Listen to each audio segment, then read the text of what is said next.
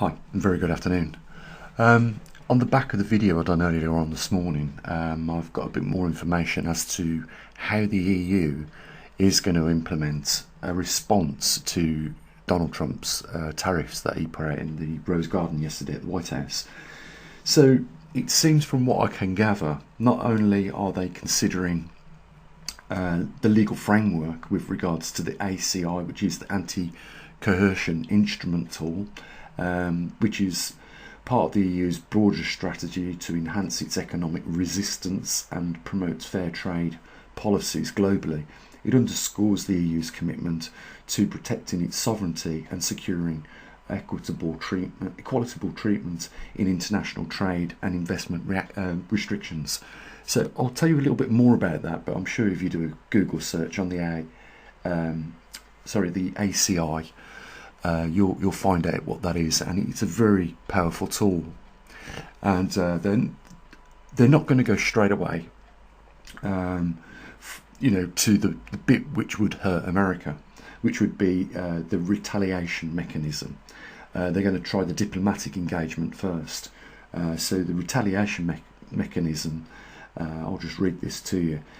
If a non-EU country imposes unfair trade restrictions on other corrosive measures, the EU can impose its own retaliatory measures such as tariffs, quotes, or restrictions. And what they're looking at is what actually America would be able to be restricted in this matter.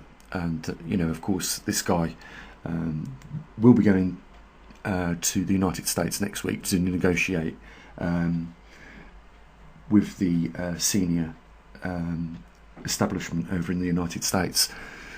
And he's obviously using the diplomatic approach first, as well as looking at tariffs that can be imposed on America. I've got to say this, this in itself without tariffs is really, as this guy explains, it's the bazooka. America don't want to get caught up in restrictions and other measures that the European Union can impose on them. But, from reading the comments, in the comment section, I don't think either the American people or the European or other countries that have had tariffs imposed on them, and I'm not talking at governmental levels, I'm talking about on the ground levels with individuals, quite what Donald Trump has done here and how it's going to affect the average American person. First of all, I don't think the average American person understands that the European Union is one of the largest trading blocs in the world, with over 400 million residents making up the European Union. And first of all, yes, we left the European Union a few years ago. But that won't stop the pain being felt by the individual Americans. And from what I can gather, is they're really happy about it at the moment because these effects haven't come back to them at this point. But it will do. Rest assured that the American people will be harmed by this. And it's like the Canadian Prime Minister said, when he was in power. I know that they're in elections at the moment, but Justin Trudeau said that this will only come back on you and it will only hurt American people, and we didn't want to do that, and neither does the European Union or the rest of the countries that have been penalised by these tariffs. American people think that they are going to benefit from these tariffs that Donald Trump has put on the rest of the world, and it won't. And I'm sure that one of the reasons why Donald Trump is trying to do this is not only to just raise some GDP, but also pay off some of the national debt. On the national debt side, this has been something that has been accumulating for many years, and it is not the fault of any other country. This is something that presidents prior to Donald Trump have, contributed to in the spending. Now, this isn't going to go down very well in a few months' time when these counter tariffs start coming back to America. It is going to cost, like I said in a video the other day. It is going to cost, on average, to every individual, not just Americans, but they will be hit with this, around probably 25%. If we're lucky, maybe 20%. But this is, it could be, I don't know, it could be, something that the world leaders have been, looking into for a long time to raise every country's GDP, because if everyone starts firing tariffs at each other, it will balance out. But the only person or people that will benefit will be the politicians, in the fact that they have found a way to raise more taxes for their country. So this isn't good. This isn't something even Americans should be gloating about, and from what I gather, they think that we've been scrounging off them for too long. It's not the case. It's poor management of your presidents and administrations over the years that has led to your situation that you're in right now. And this won't change your situation in a better way.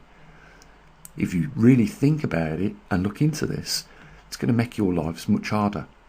You are going to feel, the effects of that extra 25%. That is 1/4 of your spending ability is going to be taken away from you over these tariffs. Donald Trump thinks, he can, bring back tariffs like there was 80 years ago. But because of the change in business and trade, it's not the case. He might have looked at it on paper and thought, this is a great way to raise revenue for the country, bring back jobs for the country, but it won't. This will harm America, and it will harm all the other countries. And I just want to also, on the note of what tariffs would put on China is struggling right now, more than probably anyone else in the world, because the size of its population. And these are not just Chinese people. These are human beings. Now, what's been happening since the first round of tariffs were put on China is companies have been, mass exodusing China. They've gone, a lot of them, to other countries like the Philippines. I know one of the largest influxes recently has been in Vietnam, and I'm sure that they're happy that these businesses have migrated to Vietnam. But, it affects people on the ground in China. And it is going to, I promise you this, you might not think about it on the first incidence of this, but it will lead to the utter destruction and bankruptcy of millions of people in China. And I know that a lot of people around the world will think, oh, that's okay, let them have it. We shouldn't think like that. We shouldn't, be just saying, oh, this is going to come back on America either, because this is coming back on the entire population of the globe. And it shouldn't have started in the first place, but now it has. It's only going to get worse from here on out. So, I just thought I'd bring you a little bit more information on, some of the strategy that Europe is thinking about. They are going to use the diplomatic measures first in the ACI policy. But, the first part of that policy does give them a lot of power to really slam it back home to America. Like this gentleman said, it is the bazooka. And we don't really want to go to that level of extremity straight away. That's why, they are going to take a very calm, proactive approach to, a response to Donald Trump. But, just look what's going on. Donald Trump is upset his neighbours at both ends of the borders, Mexicans and Canadians, in the pretext that fentanyl was pouring through the country from Canada, when only 1% or less was coming through Canada. But that was his legal, I believe, his legal reason to impose tariffs on them. And I noticed that Canada wasn't mentioned yesterday or placed on the tariff list, and I don't think Mexico was either. So, there's a little bit of uncertainty of what's actually going on with tariffs on those two countries, Mexico and Canada, because nothing was mentioned. So whether they'd come to some resolution or not, I don't know. But, this is not going to be good, because we are all, if this continues, and, this can escalate out of complete control. where, you know, we're worried about 25% extra taxes now. It could be a lot more. You know, this could collapse the, you know, in the worst case scenario, the global economy. And that is in nobody's best interests, because what we should be doing is building strength and ties with other countries in a fair way.